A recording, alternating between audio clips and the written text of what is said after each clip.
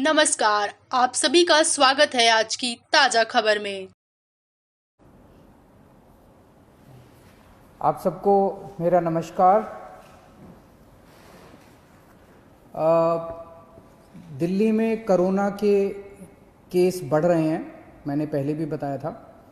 और लेकिन हमें चिंता करने की, घबराने की इसलिए ज़रूरत नहीं है क्योंकि दिल्ली के अंदर हमने आपके इलाज के लिए सफिशेंट इंतज़ाम किया हुआ है।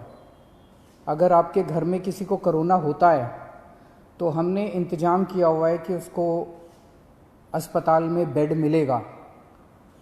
अगर उसे ऑक्सीजन की ज़रूरत है, हमने इंतज़ाम किया हुआ है कि उसको ऑक्सीजन मिलेगी।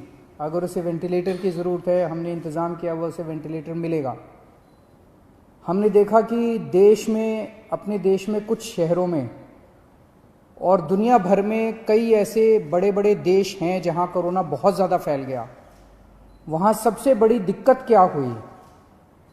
कोरोना अगर एक बार ही आ जाए तो फैलता तो है, लेकिन दिक्कत ये हुई कि वहां पे अगर 8,000 पेशेंट थे, 20,000 मान लीजिए पेशेंट थे, तो बेड उनके पास 8,000 ही थे। बेड की कमी हो गई उनके पास हेल्थ इंफ्रास्ट्रक्चर की कमी होगी, उनके पास वेंटिलेटर की कमी होगी, उनके पास आईसीयू की कमी हो गई। इस सब की वजह से वहां पे दिक्कतें आने लगी, लोगों को इलाज नहीं मिल पाया और लोगों की मौत बहुत ज़्यादा हो गई। आज उस मामले में दिल्ली, जैसे मैं बार बार बोलता हूं कि हम कोरोना से 4 कदम आगे हैं, तो दिल्ली में हालांकि कोरोना के केस बढ़ रहे हैं, लेकिन हमने इतना इंतजाम किया हुआ है कि अगर आपके घर में कोई बीमार होता है तो उसके लिए बेड का, ऑक्सीजन का, आईसीयू का, सबका इंतजाम किया हुआ है। एक तरफ तो मैं कहता हूं कि हमने आपके लिए इंतजाम किया हुआ है, बेड की कोई कमी नहीं है। हम कहते हैं कि ऑक्सीजन की कोई कमी नहीं है, वेंटिलेटर की कोई कमी नहीं है, आईसीयू की कोई कमी नहीं है। दूसरी तरफ कई बार लोगों के फोन आते हैं, लोगों के मैसेज आते हैं, जी मैं दर दर भटक रहा हूं, मेरे को बेड नहीं मिल रहा, मैं इस अस्पताल में गया, फिर इस अस्पताल में गया, फिर इस अस्पताल में गया, मुझे बेड नहीं मिल रहा। तो इंफॉर्मेशन का गैप है। एक तरफ सरकार ने आपके लिए बेड का इंतजाम कर रखा है, जैसे आज की डेट में 6,731 बेड हैं और दिल्ली के अस्पतालों में केवल 2,600 पेशेंट हैं, तो लगभग 4,100 बेड खाली पड़े हैं। 4,100 बेड आज खाली पड़े हैं। लेकिन जब लोग जा रहे हैं तो उन्हें पता नहीं चलता कि मैं किस अस्पताल में जाऊं, मेरे को किस अस्पताल में बेड मिलेगा, मेरे को किस अस्पताल में ऑक्सीजन मिलेगी, मेरे को किस अस्पताल में वेंटिलेटर मिलेगा। लोगों को आइडिया नहीं है। तो ये इंफॉर्मेशन गैप है। इस इंफॉर्मेशन गैप को पूरा करने के लिए हम लोग आज एक ऐप लॉन्च कर रहे हैं। ये ऐप जो है, आप लोग डाउनलोड कर लीजिए इस ऐप को, और ये ऐप आपको ये जानकारी देगा कि दिल्ली के किस अस्पताल में, अगर आपको प्राइवेट में जाना तो इसमें सारे प्राइवेट अस्पतालों की जानकारी भी है, सरकारी अस्पताल में जाना चाहते हैं सरकारी अस्पताल की जानकारी भी है। ये ऐप आपको बताएगा कि दिल्ली के किस अस्पताल में इस वक्त कितने बेड खाली हैं, कितने बेड भरे हुए हैं। और तो ये एक बारी ऐप देख लेते हैं ये कैसे काम करता है। अभी आपके सामने ये दिखाएंगे। जैसे जब आप ऐप डाउनलोड करेंगे तो ये ऐप सामने दिखाया उसने कि टोटल बेड कितने थे। फिर उस पर जब आप क्लिक करते हैं तो ये एक अस्पताल की डिटेल आ रही है।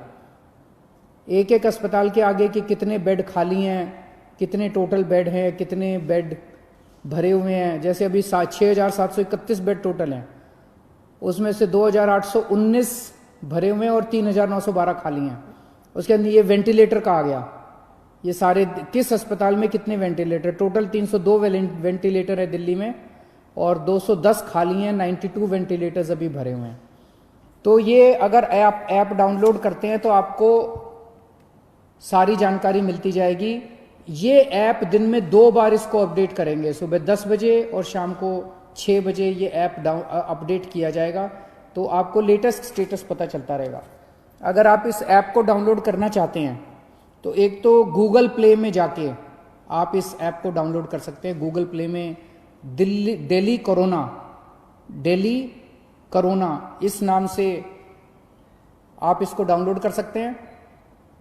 दूसरा, आप इसका वेब पेज भी खोल सकते हैं। अगर आपके पास ऐप नहीं है तो इसका एक वेब पेज बनाया गया है, delhifightscorona.in, delhifightscorona.in/beds।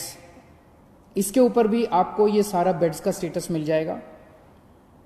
अगर ये भी नहीं है तो आप 1031 जो हमारी हेल्पलाइन है, 1031 पे फोन करेंगे तो वो आपको पूरा का पूरा जो बेड्स का स्टेटस है वो आपको एसएमएस के जरिए भेज देंगे।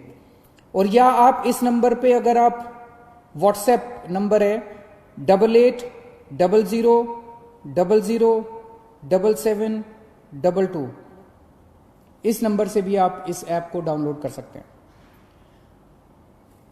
आपने ऐप से डाउनलोड कर लिया, आपने ऐप डाउनलोड कर लिया, आपको पता चला कि इस अस्पताल के अंदर इतने बेड खाली हैं। आप उस अस्पताल में गए, ऐप में लिखा है कि इतने बेड खाली हैं, आप उस अस्पताल में गए, अस्पताल ने आपके जाने के बाद आपको एडमिशन देने से मना कर दिया, फिर आप क्या करेंगे?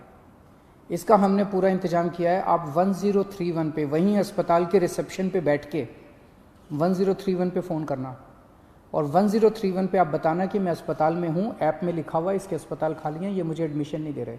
1031 पे तुरंत हमारे स्पेशल सेक्रेटरी हेल्थ के पास फ़ोन पहुँचेगा और वो स्पेशल सेक्रेटरी हेल्थ उस अस्पताल से बात करके आपको ऑन द स्पॉट मौके पे बेड दिलवाएंगे। इसका पूरा इंतजाम किया हुआ है। लेकिन एक चीज़ का ख्याल रखना, जैसा मैं बार बार बोल रहा हूँ, आज दिल्ली के अंदर 20,000 से ज़्यादा केस हो गए, लेकिन केवल 2600 लोगों को अस्पताल में एडमिट होने की ज़रूरत पड़ी।